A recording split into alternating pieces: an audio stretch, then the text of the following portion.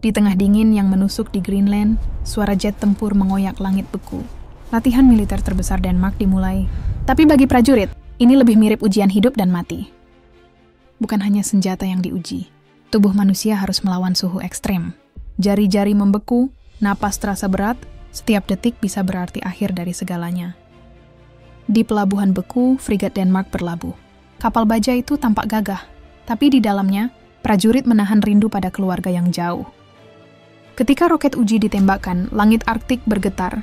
Di balik gemuruh itu, terlintas pertanyaan, apakah dunia sedang bersiap untuk perang nyata? Tank salju merayap pelan di permukaan es. Setiap gerakan menandakan dominasi, tapi juga menggores luka di bumi yang seharusnya sunyi. Di atas udara, F-16 meraung melintasi langit kutub. Suara itu memekakan telinga, menenggelamkan bisikan damai yang jarang terdengar di bumi Arktik. Prajurit berbaris di salju tebal, tubuh mereka menggigil. Meski latihan, setiap langkah terasa seperti menuju medan perang sesungguhnya.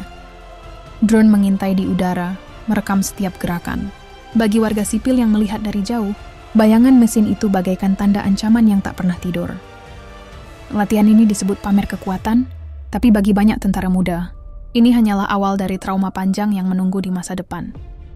Di tengah malam, api unggun dinyalakan untuk mengusir dingin. Namun, bahkan api pun tak mampu mencairkan rasa takut yang bersembunyi di hati prajurit.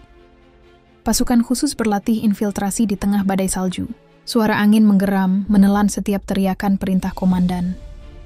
Setiap senjata ditembakkan, setiap misil diluncurkan, dunia bertanya, apakah ini hanya latihan, atau latihan menuju perang yang lebih besar? Wajah muda prajurit terlihat letih. Di balik helm baja, ada mata yang merindukan rumah dan kehidupan normal yang kian jauh. Di pos pengamatan, seorang tentara berdiri kaku. Matanya menatap jauh ke horizon beku, seakan mencari jawaban dari masa depan yang suram. Suara kapal selam menembus keheningan laut kutub. Di balik kecanggihan itu, tersembunyi ketakutan. Satu kesalahan bisa memicu tragedi global.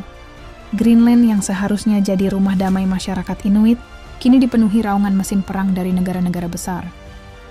Latihan bersama NATO berlangsung megah, tapi di balik sorak-sorai diplomasi, rakyat sipil di dunia hanya bisa bertanya, siapa yang akan jadi korban berikutnya? Helikopter melayang di udara beku, menurunkan pasukan di area latihan. Angin yang ditimbulkannya seperti badai kecil yang menelan salju. Bagi sebagian prajurit, setiap latihan ini bukan kebanggaan. Mereka tahu inilah jalan menuju perang yang bisa merenggut nyawa mereka di masa depan.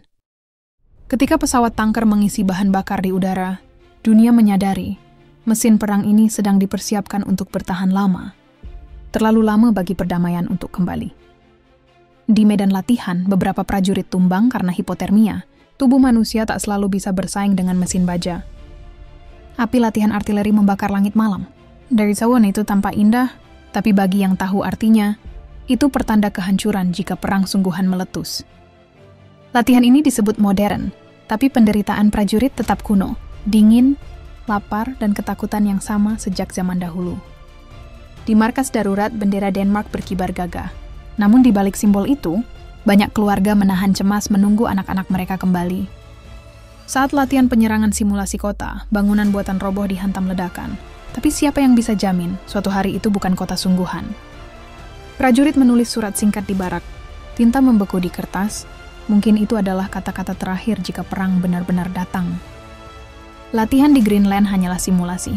Namun setiap dentuman bom yang terdengar membangkitkan ketakutan nyata di hati manusia. Di dunia yang rapuh ini, setiap latihan militer besar bukan hanya unjuk kekuatan, tapi juga pengingat, perdamaian bisa runtuh kapan saja. Greenland menangis dalam diam.